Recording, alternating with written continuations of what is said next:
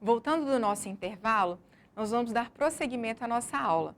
Vamos falar nesse momento das funções da linguagem e dos elementos da comunicação e da sua inter-relação.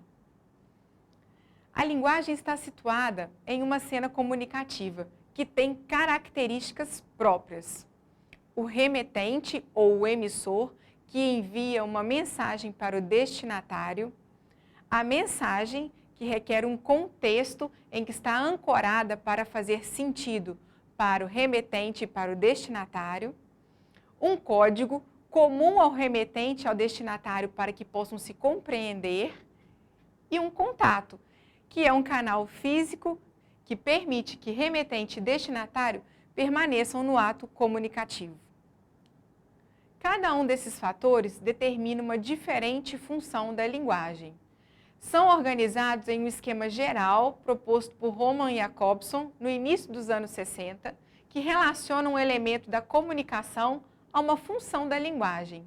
Os fatores envolvidos na comunicação verbal são o emissor, que envia uma mensagem ao receptor. Esta mensagem está ancorada num contexto. Emissor e receptor estão em contato através de um código. Para cada um desses fatores, há uma função específica da linguagem. Quando o emissor é enfatizado, a linguagem apresenta-se na função emotiva. Quando é a própria mensagem enfatizada, a linguagem está na função poética. Quando é o receptor a ganhar a ênfase, a linguagem está na função conativa. Quando se trata do contexto em ênfase, temos a função referencial. Quando se trata do contato, a função fática. E quando é o código enfatizado, temos a função metalinguística. Nós vamos conhecer um pouco mais de cada uma dessas funções a partir de agora. Função referencial.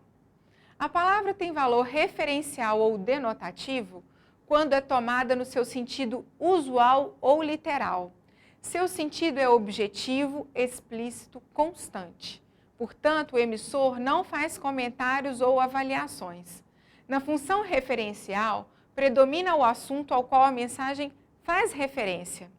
A função referencial é predominantemente encontrada em textos científicos, jornalísticos, técnicos, didáticos ou em correspondências comerciais, por exemplo.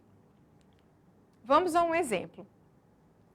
População brasileira ultrapassa a marca de 200 milhões, diz IBGE. De acordo com o Instituto, o país tem 201.032.714 habitantes. Dado se refere a 1º de julho e foi publicado no Diário Oficial da União. Trata-se de um trecho de uma notícia. A ênfase está no conteúdo a ser informado. Por isso, é um texto informativo. Função emotiva. Através da função emotiva, o emissor pretende transmitir suas emoções e anseios. Nesse sentido, a realidade é transmitida através da sua percepção do mundo, ou seja, a mensagem é subjetiva e centrada em quem emite.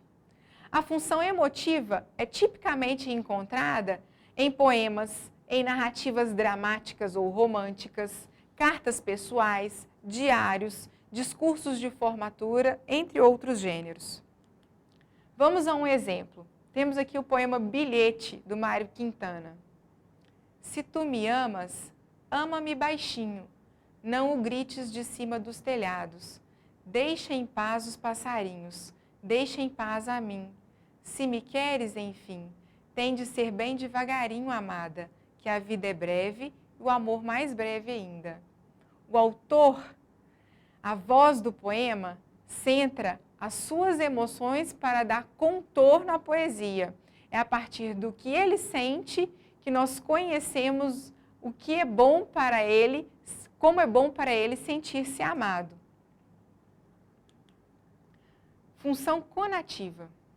A palavra tem valor conativo quando pretende convencer o leitor ou ouvinte a agir conforme seu comando. Nesse cenário, o foco está no destinatário da mensagem. É tipicamente encontrada em anúncios publicitários, sermões, discursos em que estão presentes principalmente o imperativo e o vocativo. Exemplo da função conativa é a propaganda da Garoto do chocolate batom. Compre batom, compre batom, compre batom. A propaganda quer fazer o leitor agir conforme o seu comando. Função fática. Utilizamos mensagens para iniciar, prolongar ou interromper a comunicação. Nesse momento, utilizamos a função fática. Estabelecemos uma relação com o nosso interlocutor, testando se a comunicação está ocorrendo, através de perguntas como: alô, está me ouvindo? Ou ainda através de perguntas para dilatar a conversa: está me entendendo? Posso continuar a falar? A função fática dá ênfase ao canal da comunicação. A tirinha do Calvin nos ilustra esse personagem ao telefone. No primeiro quadrinho ele começa testando o canal de comunicação. Oi, eu, Calvin. Provavelmente o seu interlocutor perguntou: quem está falando?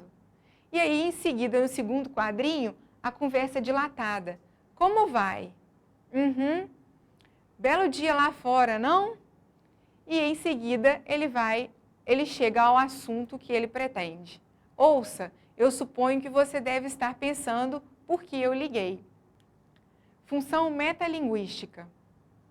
A função metalinguística se caracteriza por falar da linguagem, isto é, ao uso de um código que explica o próprio código. Portanto, seu enfoque é o código usado na comunicação. A função metalinguística é representada pelos dicionários, que é um instrumento de estudo da língua tratando da própria língua. Está presente também em um teatro que encena sobre os bastidores do teatro. É o código falando do próprio código. Para exemplificar melhor, trouxe aqui receita para fazer um poema dadaísta do Tristan Tzara. É um poema. Vamos ler esse poema. Pegue um jornal. Pegue uma tesoura. Escolha no jornal um artigo com o comprimento que pensa dar ao seu poema. Recorte o artigo. Depois, recorte cuidadosamente todas as palavras que formam o artigo e meta-as num saco. Agite suavemente.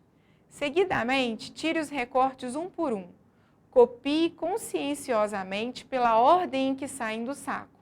O poema será parecido consigo e pronto. Será um escritor infinitamente original e de uma adorável sensibilidade, embora incompreendido pelo vulgo. Neste poema, Receita para fazer um poema dadaísta, o próprio título nos traz sua função. É um poema ensinando a fazer um poema. Por isso, é o código falando do próprio código. Função poética. Está presente em textos que trazem novas possibilidades de combinação do signo linguístico, utilizando para isso as formas das palavras, a sonoridade, o ritmo. Por isso, o enfoque está na mensagem. É predominantemente encontrada em textos literários, publicitários, letras de música. Olha este poema do Milor Fernandes. Era um homem bem vestido, foi beber no botequim. Bebeu muito, bebeu tanto, que saiu de lá assim.